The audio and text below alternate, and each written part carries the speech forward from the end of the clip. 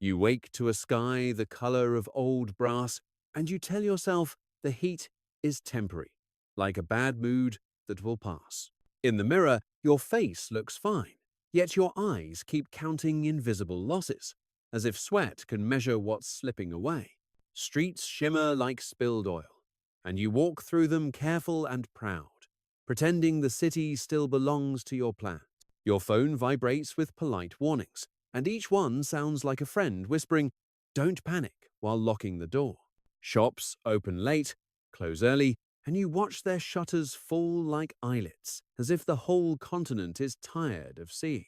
You sign papers with a steady hand, but the ink feels hotter than it should, like it was warmed on someone else's fear. At noon, the air turns thick as broth, and you feel your patience boil, stirring a silent rage you refuse to name. You call it an inconvenience, yet your receipts curl at the edges, and even your wallet smells faintly of scorched paper. A river runs lower than you remember, and you stare at it too long, wondering which promises were poured into it. Inside offices, fans hum like tired insects, and you hear colleagues speaking softly as if loud voices could trigger collapse. You watch a farmer on the news smile with cracked lips, and you realize you've been smiling like that for weeks. Rail tracks buckle in distant headlines, and you picture your schedules bending the same way, heat-warped and unforgiving. You tell yourself you're still in control, but your grip is wet, and everything you touch slides just slightly away. Insurance words arrive like formal condolences, and you read them twice, tasting the cold cruelty behind their tidy phrases. Nights offer no mercy, only a warmer darkness, and you lie awake listening to your building creak like an old ship. You start borrowing calm from tomorrow, promising you'll repay it, while tomorrow quietly raises the price. In crowded squares, people search for shade like salvation, and you feel ashamed you've been selling them sunlight as security. A blackout takes the city's breath, and you stand in the sudden hush, hearing your confidence drain out through the walls. You open your accounts and see numbers trembling, not falling yet, just shaking like knees that know the floor is gone. When the heat returns at dawn, you finally admit it isn't weather anymore, but a bill with your name written in smoke. You tell yourself yesterday was the worst of it, because believing that feels cheaper than preparing for what keeps quietly arriving. Morning news murmurs calmly, and you notice how calm voices are often used to announce things already beyond saving. You sip warm coffee and imagine glaciers melting inside your cup, shrinking with every careful, hopeful swallow. Meetings stretch longer than shadows, and every pause feels like someone counting seconds until you admit you're late. Outside, delivery trucks idle like exhausted animals, and you sense how much money is burning just to stand still. You approve budgets meant for relief, yet each signature feels like lending blood to a body that won't heal. The sun presses harder, and your confidence thins, turning transparent enough for doubt to read through. You overhear laughter in hallways, sharp and brief, the sound people make when fear pretends to be humor. Water restrictions arrive politely, and you feel embarrassed by how thirsty your systems have quietly become. You imagine spreadsheets, sweating, numbers smearing together, unable to stay crisp under this relentless glare. A call drops mid-sentence, and the silence on the line feels intentional, like someone choosing not to answer. You walk past a fountain turned off, and it reminds you how abundance disappears without ceremony. The afternoon smells metallic, and you realize even air can feel like an unpaid bill. Advisors speak of resilience, but their eyes keep scanning exits, measuring distance, rehearsing retreat. You postpone decisions again, telling yourself delay is strategy, while time treats delay as permission. Shadows shorten to nothing, and you feel exposed, as if the heat has erased every place to hide. You promise aid to others, then feel a sharp ache noticing how much aid you already owe yourself. Somewhere, a factory slows, quietly, and you picture gears grinding down not from impact, but exhaustion. Evening brings no relief, only a softer cruelty, and you sense losses settling in for the night. As stars fade behind haze, you finally accept the heat isn't passing through you, but staying. You stop checking forecasts, because certainty has become another luxury item you can no longer justify owning. Morning trains run slower, and you sense the delay is not mechanical but emotional, like hesitation built into steel. You hear the word exceptional repeated everywhere, and it starts sounding less like surprise and more like an excuse. Pavement cracks widen underfoot, and you imagine balance sheets doing the same, quietly, without drama. You cancel plans with practiced politeness, learning how easily ambition melts when exposed too long. In airless rooms, promises are exchanged like warm breath, heavy, intimate, and impossible to store. You notice how often people wipe their hands now, as if heat leaves residue that must be erased. A headline scrolls past unread, and you realize bad news no longer shocks you, it just confirms suspicions. You walk through a park where grass has turned the color of straw, and it feels like standing inside a warning. Your inbox fills with requests marked urgent, each one competing to be the first thing you can't afford. You offer reassurance automatically, surprised how fluent you've become in a language you no longer believe. Somewhere, a contract quietly expires, and you feel the loss before you remember what it was for. Heat presses against windows like a crowd, and you wonder how long glass can pretend to be a boundary. You measure days by discomfort now, noting how each one costs slightly more than the last. Conversations drift toward blame, then stall, as if no one wants to be the first to say your name. You sense trust evaporating, not loudly, but the way moisture disappears without leaving a trace. A siren wails far away, and you're unsettled by how calmly you keep walking. You think of reserves you once had and feel embarrassed remembering how safe they made you feel. At sunset, the city glows feverish, and you recognize the look from your own reflection. You realize control didn't vanish suddenly.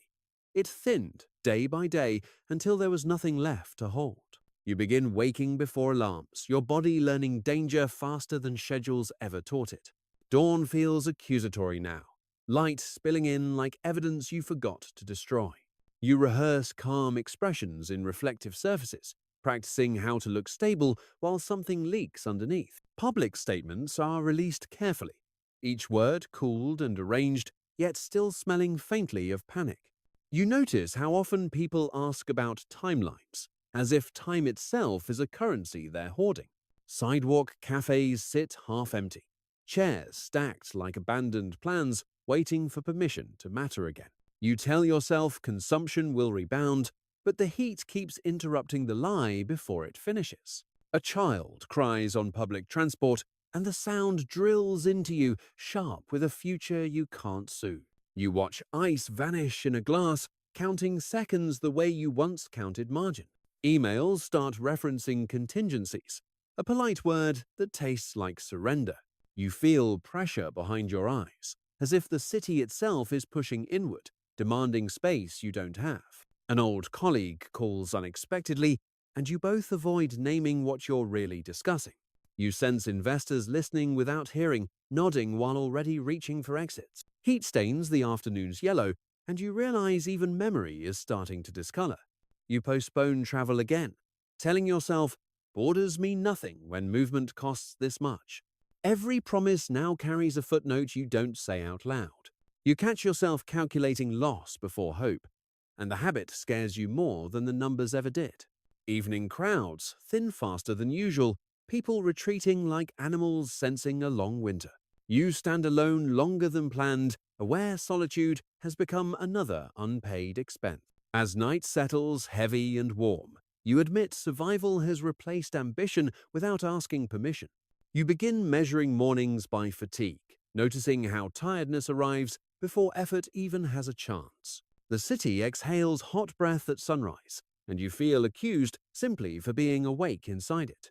You skim reports without reading, trusting tone more than detail, because detail has become unbearable. Each handshake feels damp and brief, like agreements designed to dissolve as soon as pressure increases. You sense confidence turning performative, something acted out for comfort rather than conviction. Construction sites fall silent at midday. Cranes frozen like apologies no one plans to finish. You remember when pauses meant reflection, not fear of what motion might cost. A quiet resignation creeps into your voice, and you hear it before others politely pretend not to. You approve emergency measures that feel permanent, knowing permanence is just emergency stretched thin. Heat hums through walls at night, vibrating like a reminder you can't mute. You notice how often you're asked for reassurance, and how rarely anyone offers it back. A familiar street smells different now, baked and altered, like a place you're only visiting. You tell yourself adaptability is strength, though it feels suspiciously like surrender. People start speaking about autumn with longing, treating seasons like rumors of rescue. You calculate margins in your head while brushing your teeth, unable to separate survival from routine. Silence stretches during meetings, and you realize no one wants to be first to suggest retreat. You feel heavier carrying promises than you ever did carrying ambition. Outside, tourists move slowly, surprised to find leisure costs energy too. You catch your reflection again and barely recognize the caution staring back. By nightfall, you accept the truth you've been avoiding. Endurance is draining you faster than failure ever could. You stop thinking in years and begin thinking in days, because anything longer feels dishonest now. Morning briefings arrive already exhausted, as if the words themselves walked through heat to reach you. You notice how often temporary is repeated, and how rarely anyone explains where it ends. The city's rhythm slows, not gently, but with the stiff hesitation of something conserving strength. You approve another adjustment, telling yourself flexibility is wisdom while feeling something solid erode. Faces across the table look glazed, like fruit left too long in the sun. You remember expansion once felt inevitable, not like a gamble disguised as courage. Outside, asphalt softens, and you imagine foundations doing the same beneath confident words. You hear complaints framed as jokes and recognize how pain asks permission before speaking plainly. A colleague resigns quietly, leaving behind a chair that seems heavier than a person ever was. You sense the cost of cooling rooms, of slowing machines, of simply keeping things upright. Your nights fill with arithmetic you never write down because seeing it would make it real. You catch yourself envying places that sleep through heat. Forgetting wakefulness is a privilege. Each announcement feels rehearsed for disappointment, paced carefully to avoid panic. You feel the ground rules shifting, yet no one pauses long enough to redraw them. Hope still appears, but briefly, like shade that vanishes when you step toward it. You begin trimming expectations the way gardeners cut dying branches. Careful, but relentless. Evening conversations shorten, people saving breath as if it were currency. You realize endurance has become your headline achievement, and it sounds smaller every time. Lying awake, you understand survival is no longer a phase, but the plan itself. You realize plans now expire faster than food left in the sun, spoiling before anyone admits they were ever fresh. Morning conversations skip greetings and go straight to damage, as if politeness has become an unaffordable luxury. You stop asking for projections, because the future keeps slipping out of every frame you build for it. The city feels thinner, stretched, tight, like fabric pulled until daylight shows through. You hear optimism described as discipline, and wonder when hope became something that needed supervision. Another program is paused, not cancelled, suspended in a heat-soaked limbo that feels permanent. You feel watched by clocks, their hands circling with quiet impatience. Meetings end without conclusions, everyone agreeing to meet again, as if repetition itself might solve something. You notice how often people mention cost without naming what is being lost. A bus breaks down in traffic, passengers stepping into heat like penalties they didn't earn. You think about momentum, how it once carried you forward and how heavy it feels to restart. At lunch, food tastes flat, and you realize pleasure drains away before hunger does. You issue another reassurance, hearing it echo hollowly in your own chest. The word resilience appears again, polished and reused, like a coin passed too many times. You feel pressure to perform steadiness, even as your balance keeps shifting beneath you. Streets empty earlier now, evenings folding inward like caution. You recognize fatigue not as weakness, but as evidence of how long this has already lasted. You imagine explaining all this later, and doubt anyone will believe how gradual it was. Night arrives, thick and restless, refusing to cool or comfort. You accept that collapse doesn't need drama, only time, heat, and the patience to wait. You begin to notice how survival rewrites priorities without asking, quietly rearranging what once felt essential. Morning light no longer feels hopeful, just instructional, outlining what must be endured again. You stop marking progress and start tracking damage, because that's what stays measurable. Conversations drift toward contingency as if it were destiny, spoken with practiced calm. You sense institutions aging rapidly, their joints stiffening under constant strain. Another promise is delayed, its edges softened by explanations no one believes. You feel heat settle into routines, embedding itself where flexibility used to live. The city's noise dulls, replaced by a low hum of systems working harder than they should. You notice people resting in doorways, not out of leisure, but negotiation with exhaustion. Reports describe adaptation, yet your instincts recognize it as quiet retreat. You feel relief cancelled by responsibility. Every pause immediately filled with demand. The word temporary disappears, replaced by silence that feels more honest. You watch shadows shrink to nothing and understand exposure as a condition, not an event. Even optimism arrives carefully now, rationed like something expensive. You begin to envy failure, because at least it has an ending. Heat presses into memory, rewriting what normal used to feel like. You sense a collective agreement forming, unspoken, to endure rather than recover. Evening comes without closure, only continuation. You realize the cost is no longer shocking, just constant. Standing still in the warmth, you understand collapse has already learned your name. You notice how acceptance settles in quietly like dust, covering everything without ever announcing arrival. Morning routines continue, but they feel borrowed, performed out of habit rather than belief. You hear fewer arguments now, not because things improved, but because resistance costs too much. The heat no longer surprises you. It instructs, reminding you where limits actually are. You realize emergency language has softened into policy, normalized through repetition. People speak of holding on instead of moving forward, hands clenched around shrinking ground. You sense ambition shrinking inward, folding itself smaller to survive. A familiar optimism disappears from faces, replaced by careful neutrality. You stop expecting relief, and the absence feels strangely calming. The city keeps functioning, but only in the narrow ways that avoid collapse.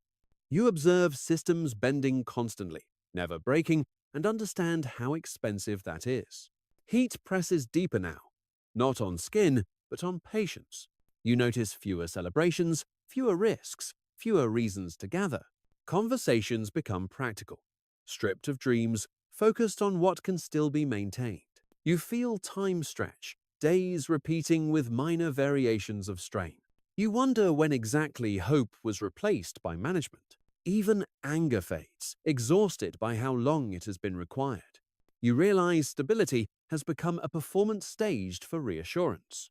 Night offers no reset, only continuation under dimmer light. You understand now that collapse can feel like routine, indistinguishable from endurance. You stop waiting for an announcement, because endings rarely arrive with permission or ceremony. Morning feels identical to yesterday, and that sameness finally frightens you more than change ever did. You realize the losses didn't explode. They accumulated patiently, like interest no one tracked. Heat lingers as a constant presence, no longer an enemy, just a condition you obey. You remember when risk felt optional, not embedded into every breath you take. The language of crisis fades completely, replaced by routines designed to endure quietly. You notice how little resistance remains, not broken, just spent.